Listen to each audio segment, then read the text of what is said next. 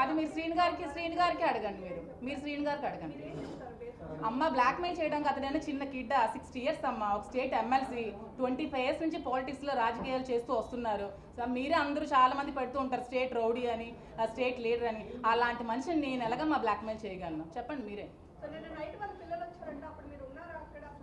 నాకు తెలియదు వాళ్ళ పిల్లలు వచ్చారు. నేను ఎప్పుడైతే న్యూస్ ఛానల్స్ చూసానో అప్పుడే నాకు తెలిసింది. అలానే నా ఇంటికి వెళ్ళట్లేదని చెప్పట్లేదు. నేను నా ఇంటికి వెళ్తూ ఉంటాను, నేను వస్తూ ఉంటాను, మా ఇద్దరం కలిసి టెంపుల్స్కి వెళ్తూ ఉంటాము, వస్తూ ఉంటాము. నేనంటే ఫ్రాంక్గానే చెప్తున్నాను. నాకు వాళ్ళు వచ్చి నేను నా యూట్యూబ్ ఛానల్స్ చూసినంత వరకు ఇంత రప్చర్ జరిగిందని, ఇంత నాకు అందరూ నాకు వీడియోస్ పెట్టినంత వరకు ఇంత బయట జరుగుతుందని కూడా నాకు తెలియదు. తెలిసాక నేను బయటకు వచ్చి మరి నేను నా లైఫ్లో జరిగిందని చెప్పాలి కదా. ఆవిడ ఎంతసేపు ఆవిడ వైపే చెప్తుంది, మరి నా లైఫ్లో జరిగింది కూడా నేను చెప్పాలి కదా.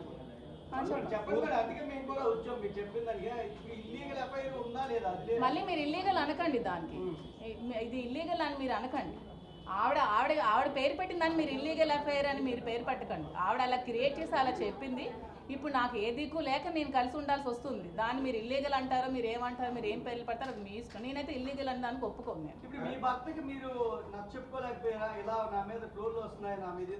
ఆవిడ డైరెక్ట్ మా హస్బెండ్ తో కూడా మాట్లాడి చాలా అసలు ఇంట్లో కూడా చాలా ఇష్యూస్ క్రియేట్ చేసింది ఆవిడ గురించి. మరి మీకు తెలుసో లేదో నాకు తెలియదు. మరి ఆవిడకి ఉన్న ఈ పదవి దాహంతో నన్ను ఒక పావులా వాడుకుంది రాజకీయాల్లో. నన్ను వాడుకొని నన్ను ఇలా చేసింది.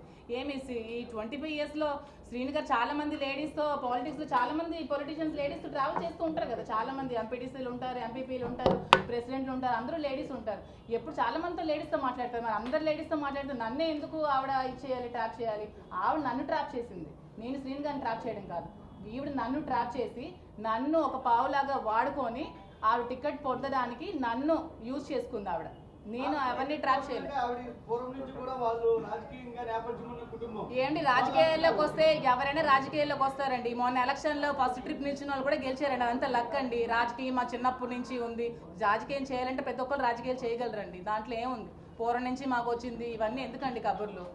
ఎవరు ఇప్పుడు ఓకే, మీరు ఆ క్వశ్చన్ అడిగారు కదా సౌమ్య గారు, శ్రీని గారిని ట్రాప్ చేశారని. శ్రీని గారిని ట్రాప్ చేయాల్సిన అంత అవసరం నాకు ఏముంది?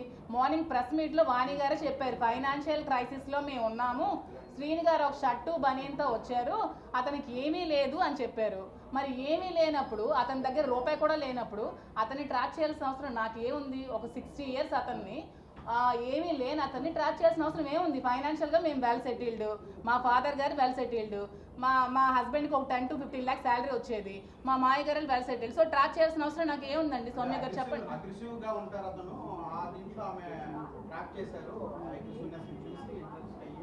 అదేనండి, ట్రాప్ చేయడానికి చిన్నపిల్లలా అని అడుగుతున్నాను నేను. శ్రీని గారు ఏమైనా చిన్న పిల్లడా? ట్రాప్ చేస్తే పడిపోతారు చెప్పండి మీరు. ఆ ట్రాప్ చేస్తే పడిపోయేవాడైతే ఈ 25 yearsలో ఎవరు ట్రాప్ చేసినా పడిపోవాలి కదండి. ట్రాప్ చేస్తే పడిపోయేవాళ్ళు.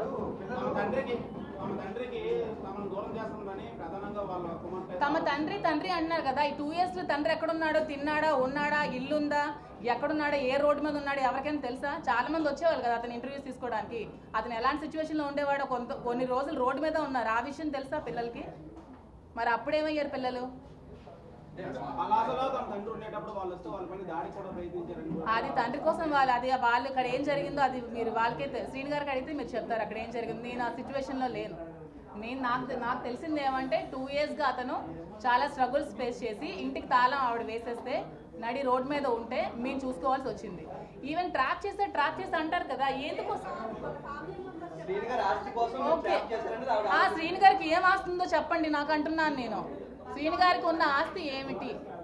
శ్రీని గారికి ఉన్న ఇల్లు వాణి గారికి ఇచ్చేశారు, శ్రీని గారికి ఉన్న ఫ్యాక్టరీ వాణి గారికి ఇచ్చేశారు, శ్రీని గారికి బ్యాంక్ బ్యాలెన్స్ కూడా 0. శ్రీని గారికి అంటూ ఏం ఆస్తి లేదు.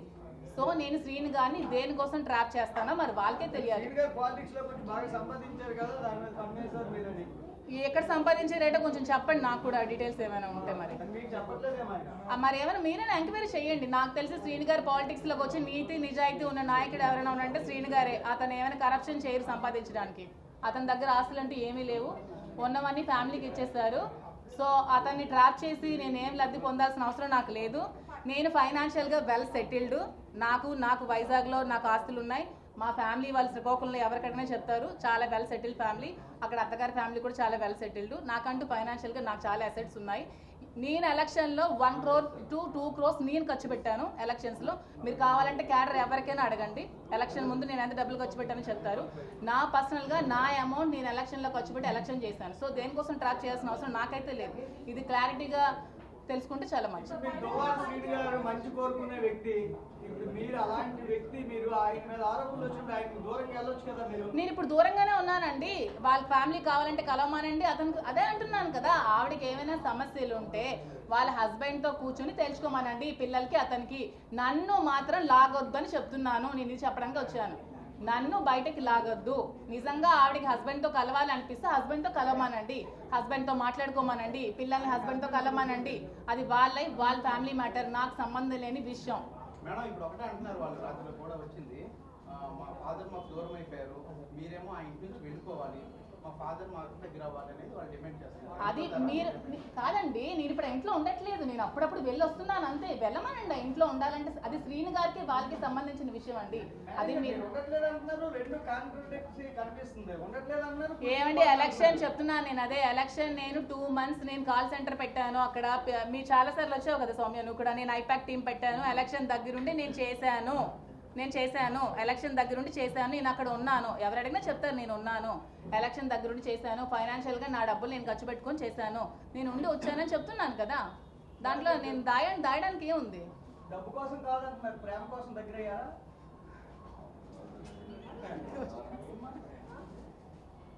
ఏంటి ఇప్పుడు వాళ్ళకి విభేదాలు ఇద్దరి మధ్య వచ్చాయి అంటున్నారు కాబట్టి మీరు ఆయన నాకు అన్ని రకాలుగా ఆదుకుంటున్నా అంటున్నారు కదా మేడం. మీరు మీ డైవర్స్ ఇవ్వబోతున్నారు, ఏంటి భవిష్యత్తు ఏంటి మేడం? ఏమండి ఇప్పుడు సొసైటీలో ఇప్పుడు ఏదైనా ఎలిగేషన్స్ వచ్చాయనుకోండి, ఒక హస్బెండ్కి దూరం అయ్యి ఒక ఒంటరిగా ఉన్న మహిళలు చాలా ప్రాబ్లమ్స్ ఫేస్ చేసుకోవాల్సి వస్తుంది కదా. అలాంటి ప్రాబ్లమ్స్ ఫేస్ చేసుకోకుండా సపోర్ట్ చేస్తానని చెప్పారండి. మీకు అర్థమైంది అనుకుంటాను.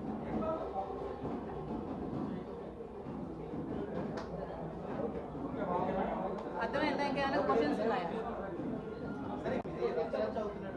అదే నేను మీ మీడియా ముఖంగా మీ అందరికీ దయచేసి రిక్వెస్ట్ చేసి నేనేం చెప్దాం అనుకుంటున్నానంటే, ఆవిడ చెప్పిన మాటలు నమ్మి నన్ను బజార్లోకి లాగద్దు. దయచేసి నా ఫ్యామిలీని, నా పిల్లల లైఫ్ని తీయద్దు. నేను కూడా, నాకు 3 ఆడపిల్లలు ఉన్నారు. నేను ఆ 3 ఆడపిల్లల్ని పెళ్ళిళ్ళు చేయాలి, పెంచాలి, చదివించాలి. చాలా లైఫ్ వాళ్ళకి చూడాలి. వాళ్ళు ఇంకా చిన్న పిల్లలు, వాళ్ళ లైఫ్ చాలా డిపెండ్ అయ్యింది. వాళ్ళు ఎంత సఫర్ అవుతారు ఈ వీడియోస్ అన్ని చూసి అర్థం చేసుకోండి అని చెప్పడానికి వచ్చాను. ఆవిడేదో చెప్పిందని మీరు ఆ వీడియోస్ పెట్టేసి ఆవిడ చెప్పిందని నిజాలు అయిపోవు కదా. ఇప్పుడు నా పిల్లలకు నేను ఏం క్వశ్చన్ చేయాలి చెప్పండి? ఈ వీడియోస్ చూసి మార్నింగ్ నుంచి పిల్లలందరూ ఏడుస్తున్నారు, చచ్చిపోతున్నారు. నేను ఏ సమాధానం చెప్పాలి నా పిల్లలకి? ఇష్టం వచ్చినట్టు రాసేస్తారా? ఎవరెవరితో మాట్లాడరా సొసైటీలో? ఎవరెవరితో మాట్లాడట్లేదు? మీరు ఎవరెవరితో మాట్లాడరా? ఎవరెవరితో మాట్లాడట్లేదా? ఎవరెవరు ఫ్రెండ్స్ లేరా? రిలేషన్స్ లేరా? దీన్ని ఇంత ఇష్యూ చేసి నా మీదకి రావాలా? ఆవిడకి ఫ్యామిలీ ఇష్యూస్ ఉంటే హస్బెండ్ దగ్గరికి వెళ్ళి తెచ్చుకోమనండి, లేకపోతే లీగల్గా ప్రొసీడ్ అవ్వమనండి, కోర్టుకి వెళ్ళి తెలుసుకోమనండి. అతనికి ఆవిడకి అది సంబంధించిన విషయం. నా లైఫ్ని ఎందుకు మధ్యలోకి లాగుతారండి?